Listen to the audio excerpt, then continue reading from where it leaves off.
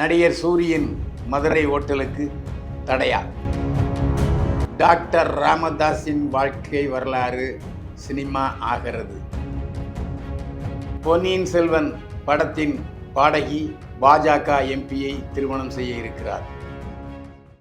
மூச்சு திணறல், மூச்சு இழைப்பு, குரட்டையால் அவதியா? நுரையீரலை ஆரோக்கியமானதாக்கி எளிதாக சுவாசித்திடுங்கள். தங்கம் 24x7 ஆஸ்துமா சிகிச்சை நாமக்கல் மற்றும் கான்பூர். என்னை வாழ வைத்துக் கொண்டிருக்கும் யூடியூப் சேனல் நேயர்களுக்கு நன்றியும் வணக்கம். டாக்டர் ராமதாஸின் வாழ்க்கை வரலாறு சினிமா ஆகிறது. திரைக்கதை வசனம் எழுதுபவர் அவருடைய பேத்தி சங்கமித்ரா. பாமக நிறுவனர் டாக்டர் ராமதாஸ். இவருக்கு சினிமா என்றால் எட்டிக்காய். சினிமாவை சுத்தமாக பிடிக்காத அரசியல் தலைவர் பாமக ராமதாஸ் அவர்கள். புரட்சியாளர் எம்ஜிஆரை பற்றியே தரக்குறைவாக பேசியவர் டாக்டர் ராமதாஸ். அது மட்டுமல்ல, அதற்கப்புறம் ரஜினிகாந்தை சுத்தமாக அவருக்கு பிடிக்காது. ரஜினிகாந்த் சிகரெட் பிடிக்கிறார் சினிமா படங்களில், எனவே ரஜினிகாந்த் இனிமேல் சினிமாவில் சிகரெட் பிடிக்கக்கூடாது என்று அவர் மீது குற்றம் சுமத்தியவர் ராமதாஸ். அதைத் தொடர்ந்து ரஜினிகாந்த் நடித்த பாபா படத்தின் சினிமா பெட்டியை கடத்தி கொண்டு போயிட்டார்கள் பாமக தொண்டர்கள்.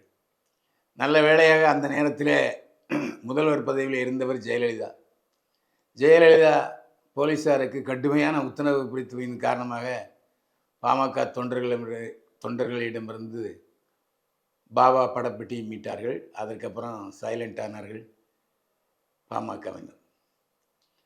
அதுக்கப்புறம் விஜயையும் தாறுமாறாக விமர்சித்தார் பாமக தலைவர் ராமதாஸ். கமலஹாசனை விமர்சித்தார், திகாவையும் விமர்சித்தார். ஆனால் பாட்டாளி மக்கள் கட்சி தேமுகவிடம் சேர்ந்து தேர்தலில் போட்டியிட்டது அனைவருக்கும் தெரியும். அதே போல் அவர் எந்த ஒரு நடிகையும் பாராட்ட மாட்டார். நடிகர் சூர்யா நடித்த ஜெய்பீம் படத்தை விமர்சித்தார். அதை தடை செய்ய வேண்டும் என்றெல்லாம் சொன்னார். ஆனால் அது பற்றி வாயே திறக்கவில்லை நடிகர் சூர்யா, அந்த படத்தினுடைய இயக்குனர் சுதா கொங்கரா. இப்படி எல்லா நடிகர்களையும் பாய்த்து கொண்டு ஒட்டுமொத்த சினிமாவையே தனக்கு விரோதி என்று காட்டிக்கொண்டவர் பாமக ராமதாஸ். ஆனால் அவருடைய குடும்பத்திலிருந்தே ஒருவர் சினிமாவுக்கு வந்தார் என்பது ஒரு அதிர்ச்சிக்குரிய தகவல் தான். பாமகவை சேர்ந்த முன்னாள் மத்திய அமைச்சர் டாக்டர் அன்புமணியுடைய மகள் சங்கமித்ரா. சங்கமித்ரா சமீபத்தில் அலங்கு என்ற படத்தை தயாரித்தார். அந்த படத்தினுடைய பத்திரிகையாளர் காட்சியில் கூட நான் கேட்டேன், என்னங்க உங்கள் தாத்தா சினிமாவுக்கு முழு விரோதி ஆகிட்டு நீங்கள் சமீபத்தில் ரஜினிகாந்தை சந்திச்சிருக்கீங்க, அதே போல் தமிழ்நாடு வெற்றி கழக தலைவர் நடிகர் விஜயை சந்திச்சிருக்கீங்க, அவர்கள் இருவரும் நீங்கள் தயாரித்த அலங்கு படத்துக்கு ஆதரவு தெரிவித்திருக்கிறார்கள்னு சொன்னேன். இந்த கான்ட்ரவர்சியெல்லாம் எதுக்கு சார், நான் சினிமாவுக்கு வந்திருக்கேன், படம் பிடிச்சிருந்தா வாழ்த்துங்கள் என்று சொன்னார்.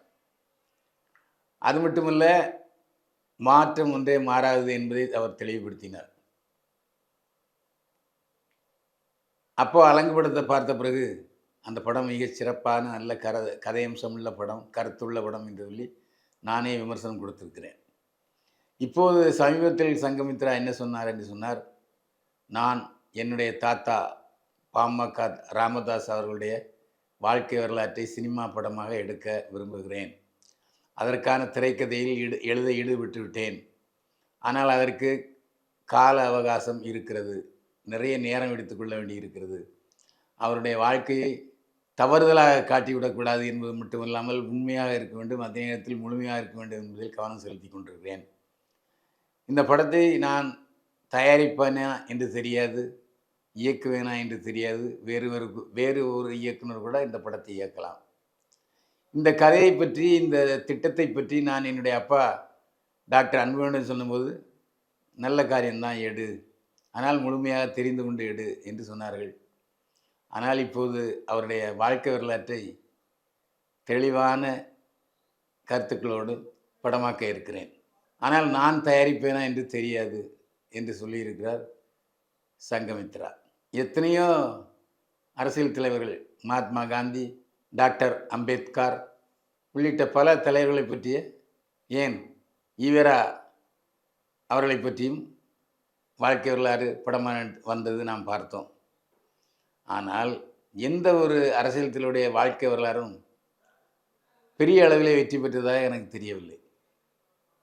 ஒரு திருப்திக்கு ஒரு அடையாள சின்னமாக அந்த படத்தை நாம் வைத்திருக்கலாம், அதில் சந்தேகமே இல்லை. அது ஈவேரா பெரியார் படத்தை டிவியில் போட்டாங்க, அம்பேத்கர் படத்தை டிவியில் போட்டாங்க, எத்தனை பேர் பார்த்துருப்பாள்னு நமக்கு தெரியாது. ஆனாலும் வாழும் ஒரு நல்ல அரசியல் தலைவராக இருப்பவர் பாமக ராமதாஸ். மதுவை சுத்தமாக பிடிக்காது அவருக்கு. மதுவை ஆரம்பத்திலே எதிர்ப்பவர் பாமக தலைவர் டாக்டர் ராமதாஸ்.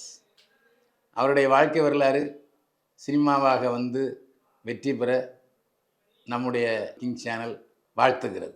பொன்னியின் செல்வன் படத்தின் பாடகி பாஜக எம்பியை திருமணம் செய்ய இருக்கிறார்.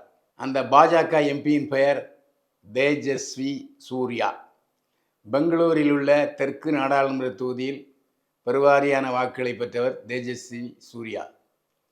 கன்னட அரசியலில் மிகப்பெரிய சமூக சேவகராக ஆரம்பித்து எம்பியாக மலர்ந்திருப்பவர் தேஜஸ்வி சூர்யா. பார்க்க மிகவும் அழகாக இருப்பார். 30 வயது ஆனவர். சிங்கிள் எம்பி, பேச்சலர் எம்பி என்ற பெயரோடு வலம் வந்தவர் நாடாளுமன்றத்தில் தேஜஸ்வி சூர்யா. தேஜஸ்வி சூர்யா பாராளுமன்றத்தில் பேசிய உரைகள் மிகவும் சிறப்பாக அமைந்திருந்தன. உங்களுக்கு எப்போது திருமணம் என்று கேட்ட நேரத்திலெல்லாம் பதில் சொல்லாமல் மௌனத்தையே சிரிப்பையே பதிலாக்கி தந்தவர் தேஜஸ்வி சூர்யா.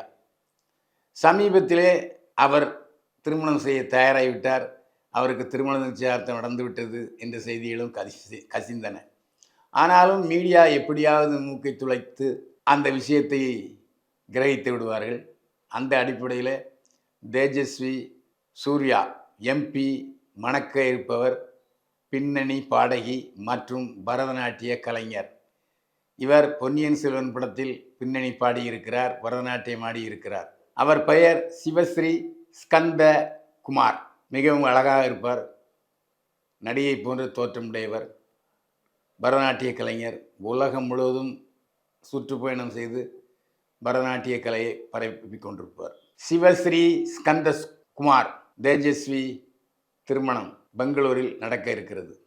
இதைத் தொடர்ந்து எம்பியுடைய பெற்றோரையும் பின்னணி பாடகிய பெற்றோரும் இணைந்து பேசினார்கள். இது காதல் திருமணம் அல்ல, இரு வீட்டைச் சேர்ந்த பெற்றோர்கள் நிச்சயித்த திருமணம்.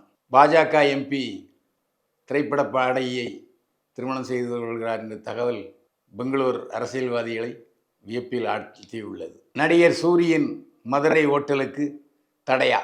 நடிகர் சூரி மதுரையில் அம்மன் ஹோட்டல்ஸ் என்று பல்வேறு இடங்களில் வைத்து நடத்தி வருகிறார்.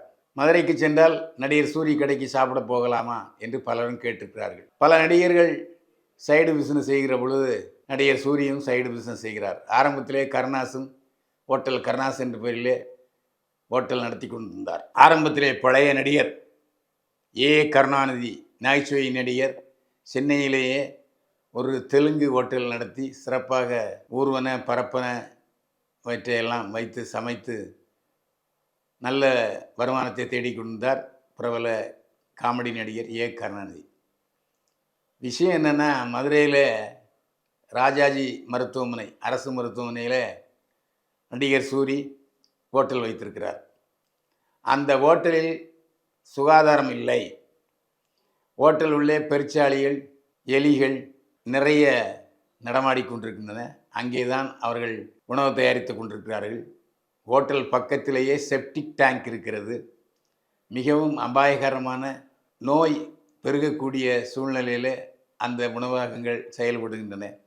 எனவே ராஜாஜி மருத்துவமனையில் சூரி நடத்தி கொண்டிருக்கிற ஹோட்டலை தடை செய்ய வேண்டும் என்று ஒரு வழக்கறிஞர் சொல்லியிருக்கிறார். அந்த புகாரை கடிதமாக எடுத்துக்கொண்டு மாவட்ட ஆட்சித்தலைவரிடம் கொடுத்திருக்கிறார் அந்த வழக்கறிஞர். இது பற்றி நடிகர் சூரி தரப்பிலிருந்து, ஹோட்டல் நிர்வாகம் தரப்பிலிருந்து பதில் தரப்பட்டிருக்கிறது. வழக்கறிஞர் சொல்லுவதெல்லாம் பொய். நாங்கள் மிகவும் குறைந்த விலைக்கு சுவையான டிஃபனையும் சாப்பாடையும் கொடுத்து கொண்டிருக்கிறோம்.